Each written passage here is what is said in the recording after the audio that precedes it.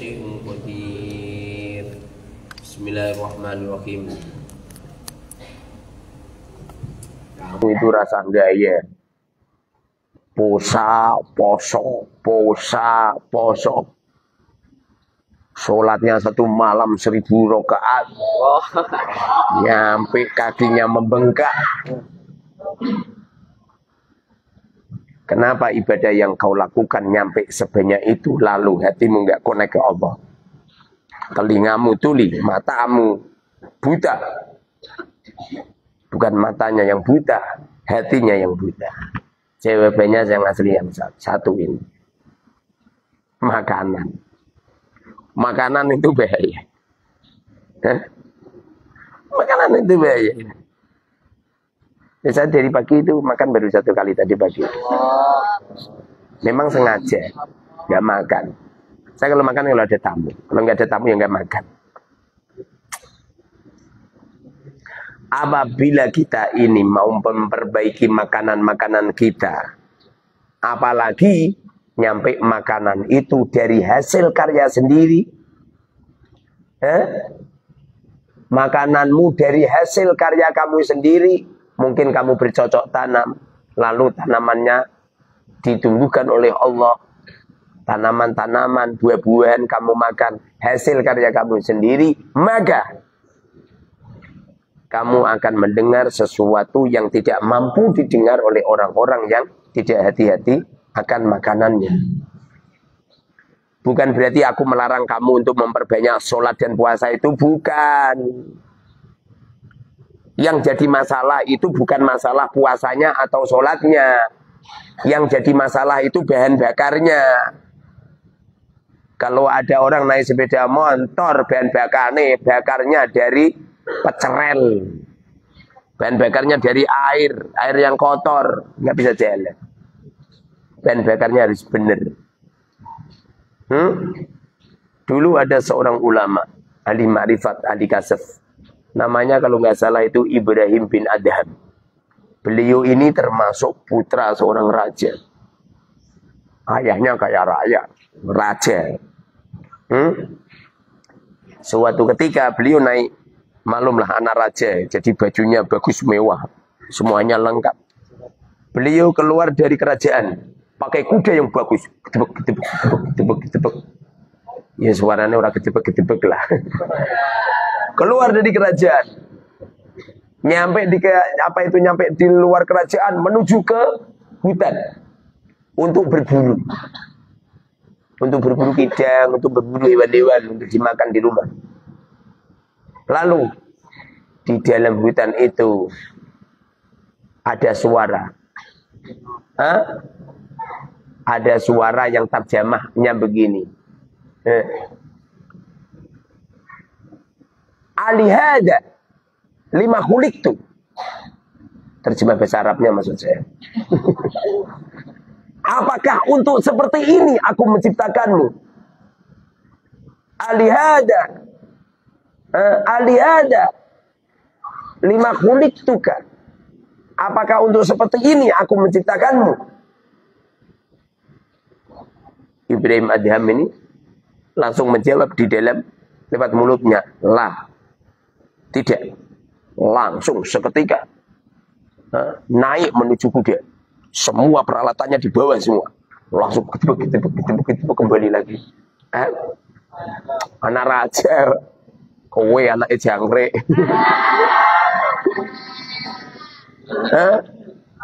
Gagah gimana ini hidupnya tertata.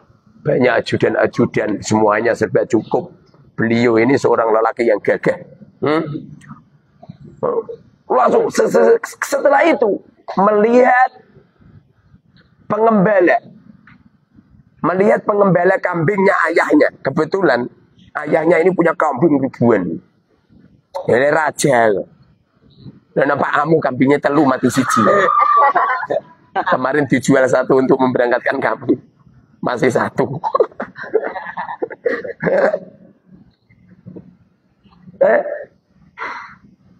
Setelah melihat pengembala kambingnya ayahnya, turun itu Ibrahim bin Adham, turun dari kuda, Setelah itu ngomong sama pengembala tadi, boleh saya gantian baju? Kenapa Den, Raden? Raden itu anak raja. Kenapa Den? Udah, mau nggak saya beri bajuku? Ya mau lah. Baju yang mewah, serba mahal, peralatan yang lengkap, semuanya dilepas semua, diberikan semua. Bajunya pengembala kambing tadi dipakai. Ojo ngenes mikirmu. Lah terus gantine celana piye? Rasa mikir ngono. Wah, kayak rata wadus ya. Ganti. Bahkan diberikan pedangnya, tamengnya, baju besinya, semuanya. Kudanya, semuanya, peralatannya diberikan sama pengembala semua. Setelah itu beliau jalan kaki. Paham? Jalan kaki menuju alas. Dan beliau menuju ke tempat ulama-ulama terkemuka. Di antaranya seperti Syekh Sufyan Tsauri, ulama besar di saat itu. Jalan kaki beliau. Wakila itu, beliau ini pernah di dalam hutan ini uji coba sampai di mana Allah kasih sayang kepadanya. Beliau pun berdiam diri. Berdiam diri, pengen uji coba sampai di mana Allah sayang kepadanya. Mengikatkan organ tubuhnya di pohon. Apa yang terjadi? Pada akhirnya Allah datangkan untan-untan, orang-orang yang dagang itu, memberi makan kepadanya. Dulu saya pernah itu uji coba sampai di mana Allah pernah itu masuk hutan malam-malam, lapar banget ya, padahal saya puasa ya. Kalau nggak salah itu puasa Senin ya. Malam Selasanya itu saya di hutan, lemes banget. Nyampe di hutan tuh ketemu sama tentara-tentara hutan. Setelah itu diberi makan.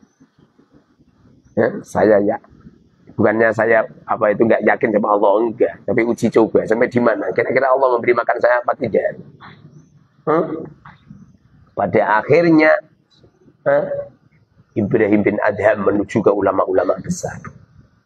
Karena tujuan hidup ini tidak untuk mencari kesenangan, untuk mencari gemerlapnya dunia, mencari cewek-cewek yang cantik, mencari cowok-cowok yang ganteng, rumah-rumah yang mewah. Nggak bener semuanya itu.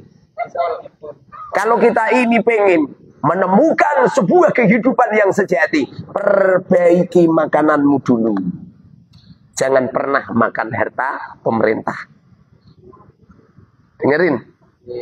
Jangan pernah makan harta pemerintah. Seumpamanya saat jadi pegawai negeri atau saat ini juga saya keluar. Mohon maaf, kamu jangan.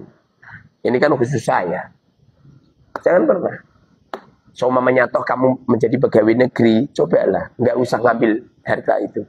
Kamu bekerja sendiri, punya toko sendiri dan lain sebagainya. Itu nanti apabila engkau memperbaiki makananmu, benar-benar halal, benar-benar dari usahamu. Saya ini selama ini rezekiku minakatil atas terus ya. Saya tuh pengen membuat toko nanti.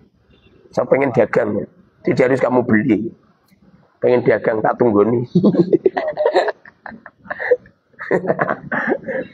Pengen makan hasil dari karya saya sendiri. Putus asa dengan uangnya santri, putus asa dengan bisaroh, putus asa dengan uangnya istri, putus asa semuanya. Pengen dagang, nanti hasilnya saya makan sendiri. Itu nanti tuh kalau kamu bisa makan dari hasil karya kamu sendiri, dari hasil pekerjaanmu sendiri, maka Allah Subhanahu wa taala futuhkan panca indera yang tidak dimiliki ke orang lain. Allah bukakan mata hatimu terang benerang. Engkau akan mendengarkan pohon-pohon, benda-benda bercakap-cakap. Engkau akan mendengar kata-kata hewan-hewan. Engkau akan mendengar sesuatu yang ajaib. Engkau akan melihat orang ini mengerti. Bahkan apabila engkau kedatangan orang, engkau akan mampu melihat wajahnya ini bagaimana ngerti. Makanya jangan heran. Pernah suatu ketika ada seorang kiai ketamunan tamu. Lalu tamunya bilang gini, Sungguh aku lihat di wajahmu ada perempuan yang sedang lewat. Jebul-jebul tamune iku to bar ngeti santri ning dapur. Santri ning ngeti santri ning dapur, ngeti dipandeng. Sungguh aku telah melihat wajahmu telah melihat wanita. Ada asarnya. Bukan berarti orang ini hebat, enggak. Semuanya minallah. Dari Allah akan diberi keistimewaan yang dasar.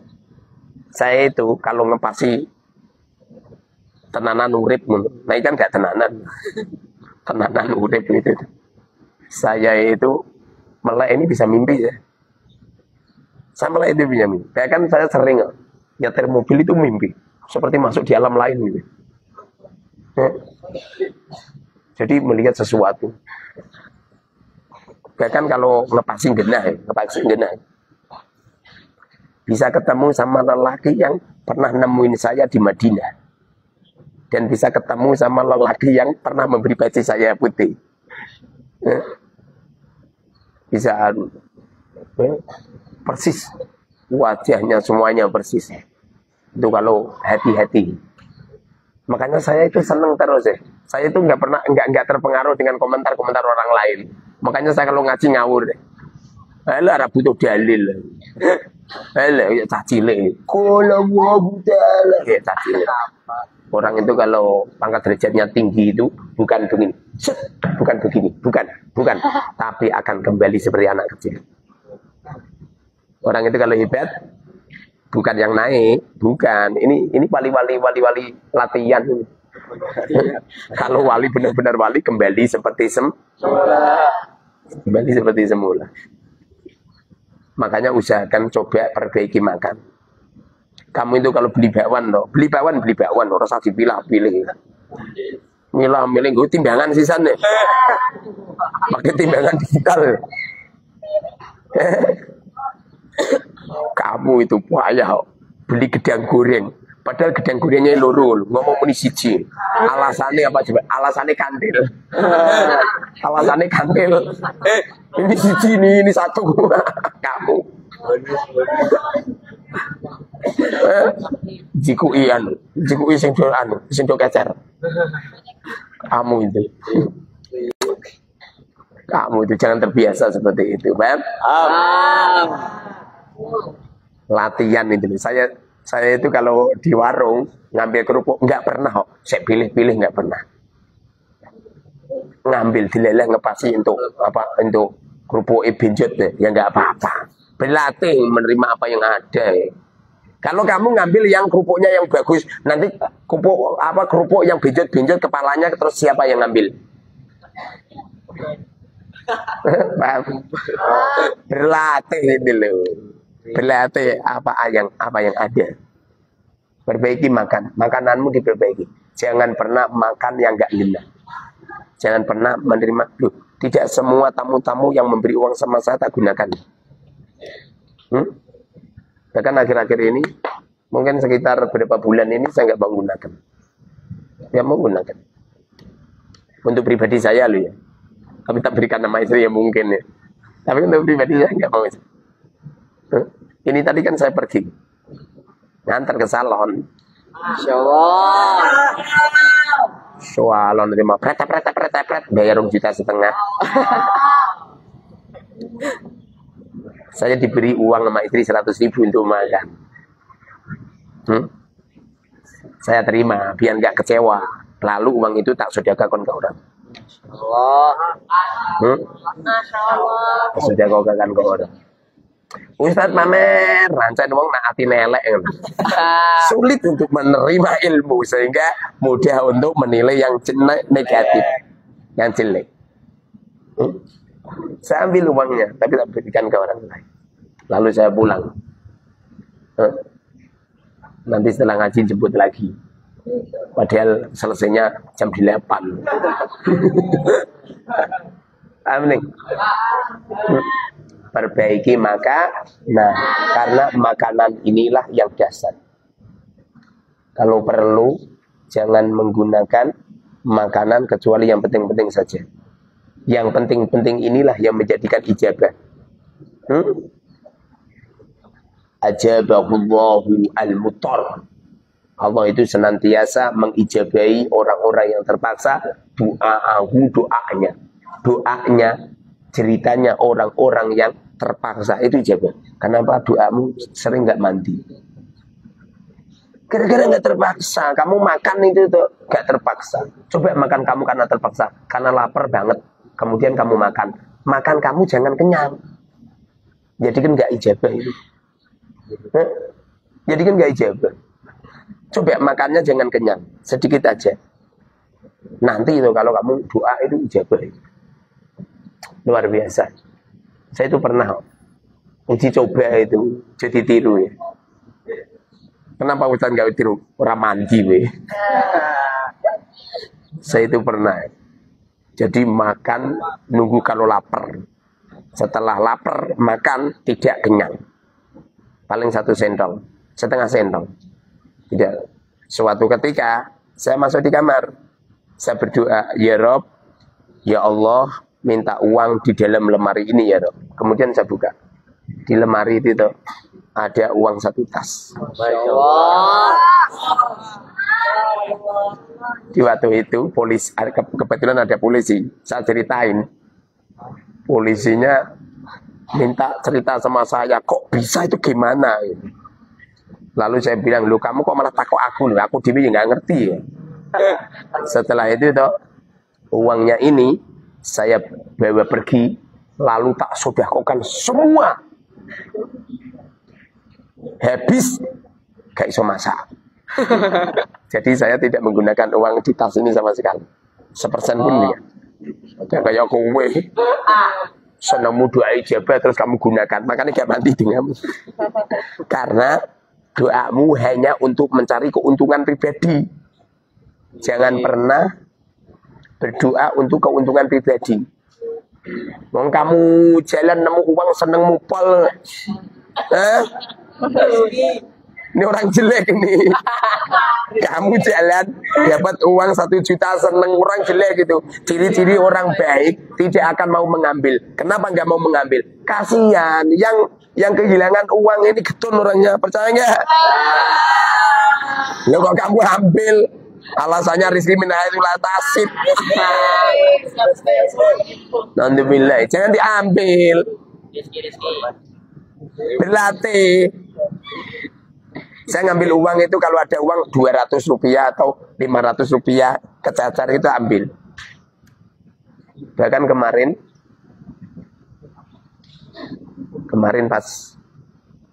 pas ritual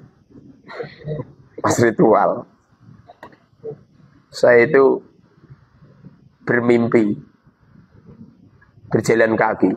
Saya dapat uang banyak, tapi uangnya receh semua. Tapi banyak banget. Potonganmu, pikiran duit ya. Makanya kalau duit ini seneng. Ngipi untuk duit seneng ya buat. Kalau kamu wong soleh atau ngipi untuk tai seneng.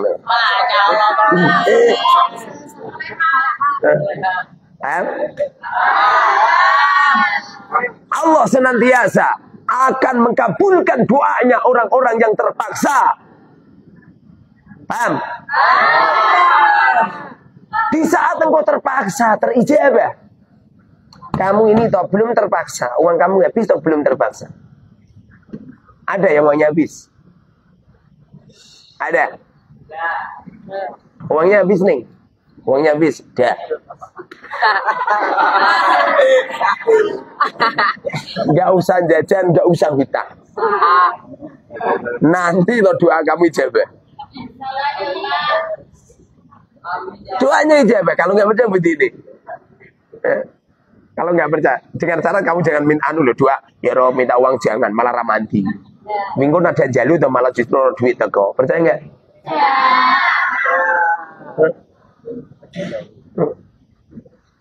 Pernah ada orang, kamu nggak punya uang, nggak punya Kiai. Jangan minta uang.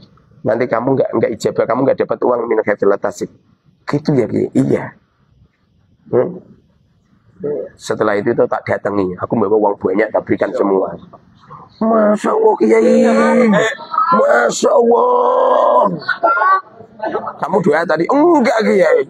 Saya bertahan tidak doa. Ya Rob, Allah rupanya mendengar suara hati saya.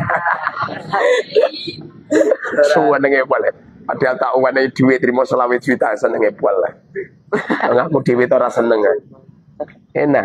Barang siapa di antara kamu tidak pernah lazat dengan uang, tidak pernah lazat dengan uang, tidak pernah lazat dengan makanan, tidak pernah lazat dengan harta benda, tidak pernah lazat dengan wanita yang cantik, tidak pernah lazat dengan lelaki yang ganteng, tidak pernah lazat dengan gemerlapnya harta, insya Allah kau akan dipilih oleh Allah yang terbaik. Paham tak? Pernah suatu ketika istriku bisi-bisi ke telinga. Istri bilang gini, Mas, kalau bisa kamu nikah lagi, Mas, sehingga ada dua wanita yang ditarbiyahkan kamu menjadi wanita yang salihah, tidak cuma saya. Apa kata saya? Seumpama hati saya connect dengan perempuan, istri saya dari Demak nyampe Banyuwangi kayak ngerenteng. Hati saya nggak connect. Paham tak? Seumpamanya hati saya connect, bisa dikahi. Jadi saya nggak connect. Suewel, siciwe, rantek-entek. Paham? Berlatih gitu, berlatih. Buang jauh-jauh loh harta ini. Harta ini buang jauh-jauh. Paham? Uang buang jauh-jauh. Makanan buang jauh-jauh. Udah, penuhin Allah. Penuhin Allah totalitas. Nanti kalau sudah seperti ini, kamu akan difoto sama Allah. Sulit kamu itu difoto oleh Allah yang hebat. Saya itu punya teman. Temanku dibuang sama Romo Yai. Dibuang. Buangnya atau dianu.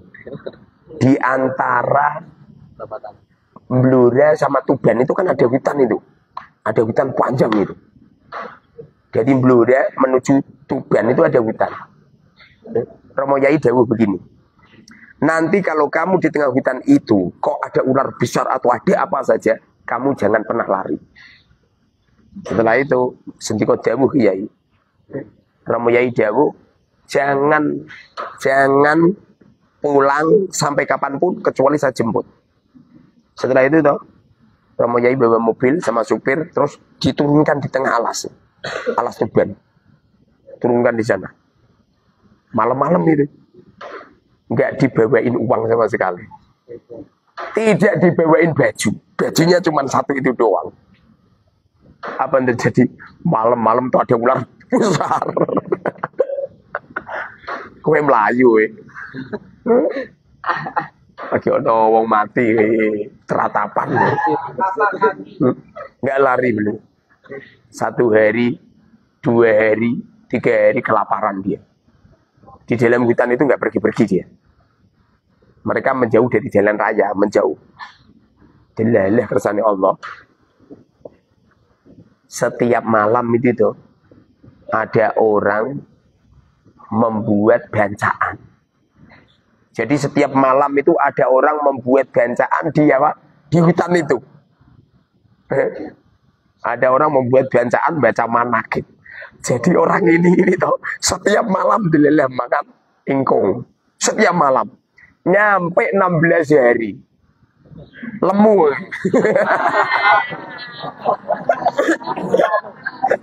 Setiap malam.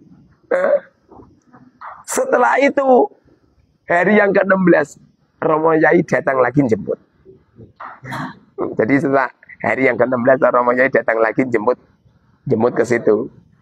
Lalu ditanya, selama 16 hari kamu makan apa? Makan ingkung, Yai. Dari mana ingkung? Setiap malam ada orang membuat bancaan. Sekarang ini toh teman saya ini toh yang digitukan oleh Romo Yai saya itu. Waya raya istrinya 3. Walah, sing mbok gumuni bojo 3. Saya tak gak gumun blas. Beliau sama saya atau tunduk sama saya? Allah. Tunduk sama saya. Rumahnya seperti kerajaan. santrinya banyak. Kamu itu tak beri tirakat wena epol. Alhamdulillah. Alhamdulillah saya nggak nyeleneh. Dulu saya nyeleneh. Sebelum tahun 2021 saya itu sering nyeleneh. Santri-santri tak gue ini Kalimantan. Kamu jangan nggak boleh pulang di Kalimantan, tak antar pakai pesawat. Sekarang normal saya. Alhamdulillah. Aku gak normal, aku ning Laut Selatan nih. Apakah kayak Nyiroro Kidul?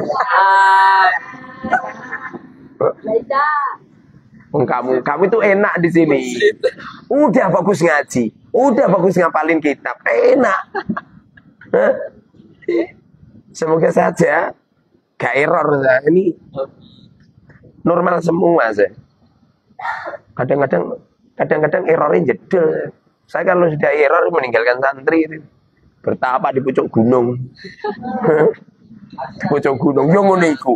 Dilelah ning pucuk gunung tono wong slametan terus. Gaduke jenengane ganti ae Muhammad Slamet. Semoga mereka amin amin ya rabbal alamin. Allahumma salli wa barik ala sayyidina Muhammad wa sallim Muhammad. اللهم انفعنا بما علمتنا وعلمنا ما ينفعنا وزدنا علما. صلى الله على سيدنا محمد والحمد لله رب العالمين. الفاتحه.